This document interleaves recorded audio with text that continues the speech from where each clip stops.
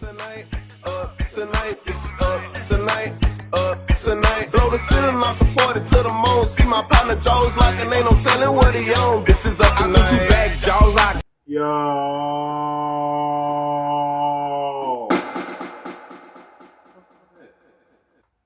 Oh, there's a water bottle. Today we watching Whose Side Will Hulk and Thor Be On in Civil War by Cinema on Trial. I think Hulk would be on not Iron Man. Hulk would be on Cap's side and Thor would be on Iron Man's side. I feel like I'm rushing through the intro. I don't know. I just want to get straight to the video because I saw this video earlier today. It came out one day ago, which now I see it. And I ain't gonna lie to you, I was on the Iron Man. But right now, I don't know. I'm probably gonna still be Iron Man just because of the betrayal shit.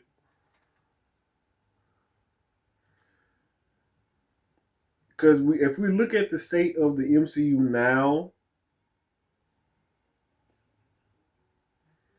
I feel like it went through Captain America's choice. And then we had Doctor Strange 2, or was it 3? And in that one, Iron Man did have suits around the world. And it seemed like that was better. I don't know, I can't say. I may have to go back and watch I think it was one of them, Doctor Strange. It was either the third one or the second one. Oh, was there only 2? I can't remember. I gotta look back up, but I'm going to get into this video. I'm over here rambling off again. And do you know where Thor and Banner are right now? Look, Ross had a point. They were MIA. Thor was hunting Infinity Stones, and Hulk was halfway to Sakaar. But imagine they were present in that conference room as Ross shoves the Sokovia Accords their way. Do they sign with Team Iron Man, Team Cap, or they shatter the whole table? Here's something most people forget about Thor. He's not just a superhero. He's an actual god. There's only one god, man.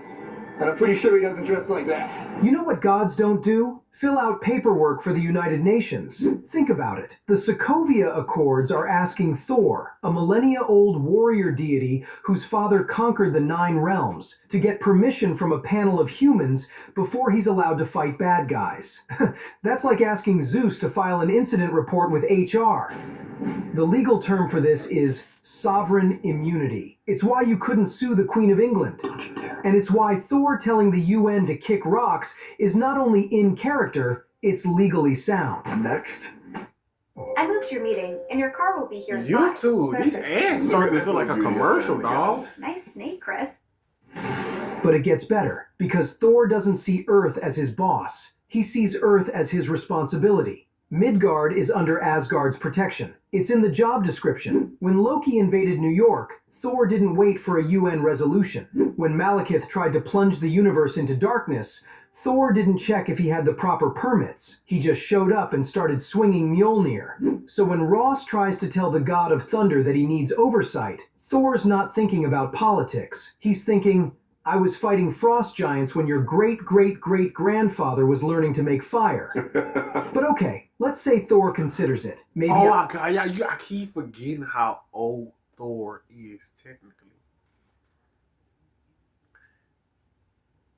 That's crazy. Yeah, I don't see Thor. I don't see Thor. It's fine that I don't see Thor listening. Thor doesn't have to listen because he's way older than him, first of all. Second of all, he can just leave and come back as he pleases. Third of all, like he said, he's a protector of that realm. So if he's gone, your whole government gone. If he's gone, you're gone. Because as we see on Earth, whichever one this is, they don't have the tech for it. They do not have the tech for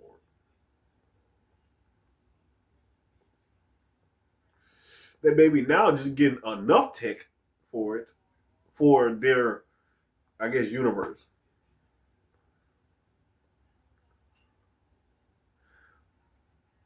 Okay, now I gotta ask if Thor is the king of the 9 realms. I forgot what's the difference between a realm and a galaxy. No, I'm not even about to get into all that. Y'all probably put it in the comments. Out of respect for his friends, he sits through the presentation, and then he looks at Tony Stark. Shakespeare in the Park? Doth mother know you weareth her drapes? You remember Age of Ultron, right? Tony and Bruce created Ultron without telling anyone. Thor was so pissed. There's this moment in the movie where Thor's rage is barely contained, and you can see it in his eyes. Now fast forward to Civil War. Tony's argument for the Accords is basically, we need oversight. We're dangerous without it. And Thor's sitting there like, didn't you build the thing we needed guardrails from? The Accords are Ultron 2.0. They're Tony's guilt dressed up as policy. It's the same energy. Let's build a system to control the chaos. Except the last time Tony built a system to control the chaos, he lifted an entire city into the sky. Meanwhile, Captain America is the guy Thor trusts. You know that scene in Age of Ultron where everyone tries to lift Mjolnir at the party? Steve budges it, just a little. And Thor's face? He's not laughing anymore. He's concerned. Because Mjolnir doesn't move for just anyone. It moves for the worthy. Thor sees Steve as a fellow warrior, a man of honor, someone who leads from the front and doesn't hide behind bureaucracy. So if Thor's choosing sides, he's not choosing the guy who keeps building doomsday devices. He's choosing the guy who can move his hammer. No, give me that. Give up the little one. Now let's talk about... Oh, I never thought about that. And it's crazy because if you also think they're battle buddies. Like they're army buddies. Because you think about, in their field advantage, you got the combative team. And then you got the long range. The long range is Tony. No, the mid range is Tony.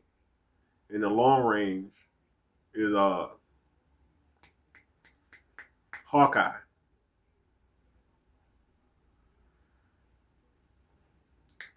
What Black Widow would be? Black Widow would be stealth / combat, so I thought that's a whole different subject. But they are battle buddies. Bruce Banner. This is where it gets tricky. If you ask most people, they say Hulk sides with Cap because Hulk smash. But if you strip away the punching, Bruce Banner is actually the strongest candidate for Team Iron Man, based on 3 valid reasons. Number 1, the fear of the Hulk. Banner's primary psychological driver is the containment of the Hulk. The events of Age of Ultron were a worst-case scenario for him. The Hulk's rampage, triggered by Wanda Maximoff, caused massive destruction and terrified the public. Banner was so distraught that he fled Earth in a Quinjet to ensure he could not hurt anyone else. Number 2, the Science Bros dynamic. Banner shares a deep intellectual and emotional bond with Tony Stark. Stark was the only Avenger who embraced the Hulk not as a monster, but as a valid aspect of Banner. No surprises. Ow! Hey! The power to save lives is within you. Donate plasma and get paid for your time. If the Colonel saw the price of a lunch today, he'd have some choice words. But with KFC's $5 bowls packed with all this crispy Nothing. Stark provided Banner with a home at Avengers Tower, funding for his research, and a judgment-free zone. This loyalty is a powerful tether. Number 3, accountability. Banner agrees with the premise of the Accords. He knows that unlimited power without oversight is dangerous. He co-created Ultron with Stark specifically to create a system that would render the Avengers, and the Hulk, unnecessary. The Accords offer exactly what Banner has always wanted: safeguards. A system that stops him from being a monster. So, it's an open and shut case, right? Banner signs the paper and fights Cap. Except, no. See, Bruce Banner's brain might agree with Tony, but Bruce Banner's survival instinct is screaming at him to run as far away from the Sokovia Accords as physically possible. Why? 2 words. Thaddeus Ross. Reload. You might have forgotten because it was 2008, but General Ross didn't just want to arrest Banner. He pursued him relentlessly, dismantled his life, and created the abomination in the process. To Ross, the Hulk isn't a person. He's property of the US military. This is the psychological twist that breaks the science bros apart. The man enforcing that law is your nightmare. The man holding the keys to your cell is the guy who spent 10 years trying to get you. Do you sign? The Sokovia Accords include a provision for the Raft, the underwater prison where they lock up superheroes. Banner knows that the moment the Hulk steps out of line, and he always steps out of line, Ross won't just put him in the raft, he'll put him in a lab. Mark Ruffalo actually confirmed this vibe. Banner is on whatever side Ross isn't. It's tragic, really. Banner's head is with Tony. He agrees with the logic, but his survival instinct, his trauma, that screams Steve Rogers. Because Steve fights for the person, Ross fights for the asset. So, we have a king who refuses to bow, and a monster who refuses to be caged. If they had shown up at that airport, what happens? The writers, Marcus and McFeely, actually admitted they cut them because they would have broken the script. They said, whoever has the Hulk wins. But let's play it out. Scenario A. Both join Team Cap. Team Iron Man has Vision, War Machine, and Spider-Man. Team Cap has Thor and Hulk. Result. The fight lasts 30 seconds. Iron Man has to call in the Hulkbuster, removing him from command. Thor neutralizes Vision. Magic beats synthetics. Team Cap walks to the Quinjet, while Spidey tries to web up a literal god.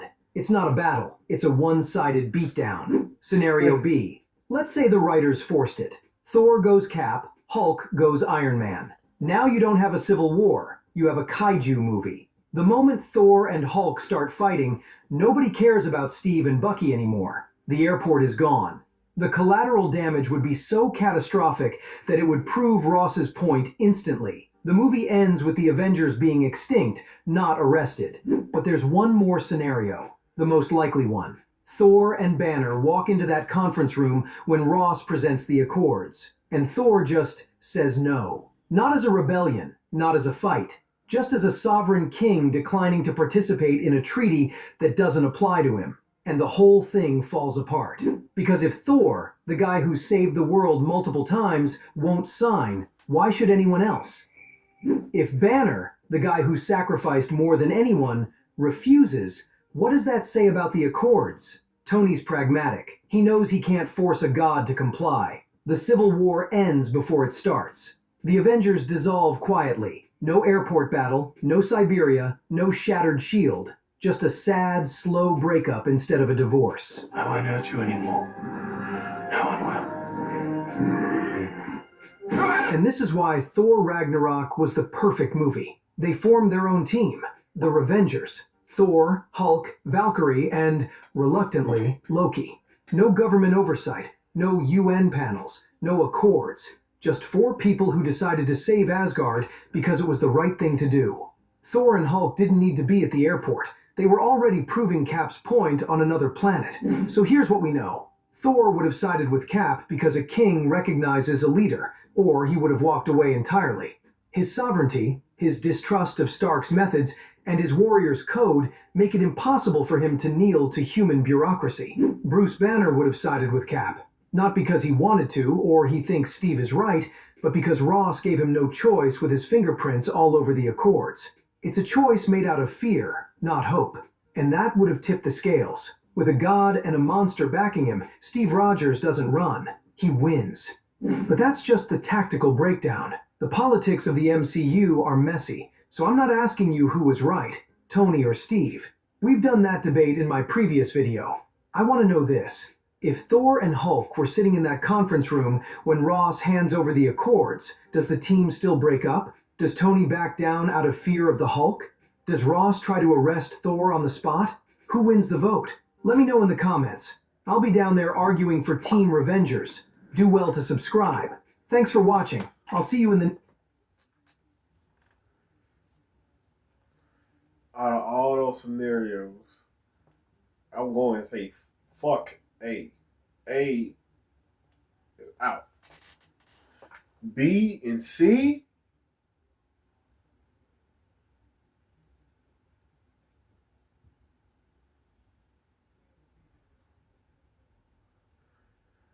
listen.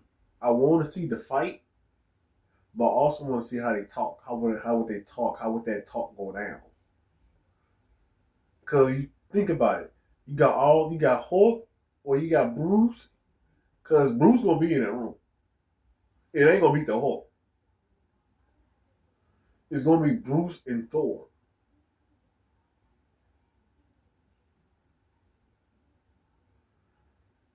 But I also want to see them go out, but they said the Hulk would win.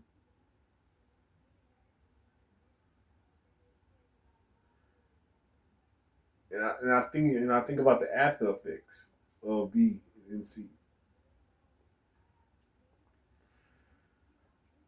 Of course, it's gonna be like a dope ending of the Avengers just going to war with each other,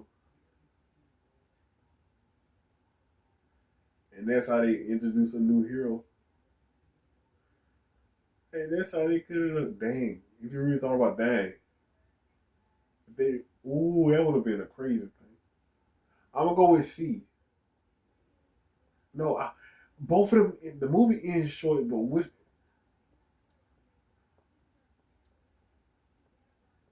I feel like they would go with if Marvel would have went with any one of those three choices, they would have went with B. But it would have to be B. Cause think about Endgame, it would. Infinity War ended it all bad.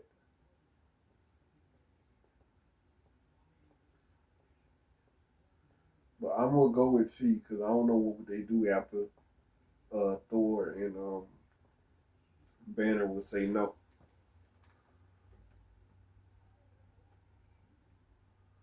It was a good video. I like this.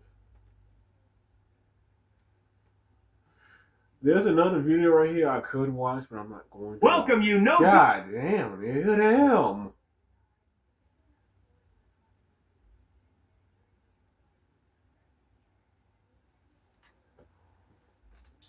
Well, I like that video. That was good. It was a good thing for me to do is to add this to the playlist. If y'all want me to react to anything, I can. I really want to try and react to anime on here, but every time I do, I get striked. So I'm trying to do the hell maneuvering way around it, like how the other channels do. But I gotta just look into it.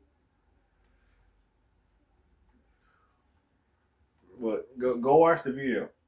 I want to hear y'all answers. And I'm black as a motherfucker. Damn. Other than that, I'll see you later and bye.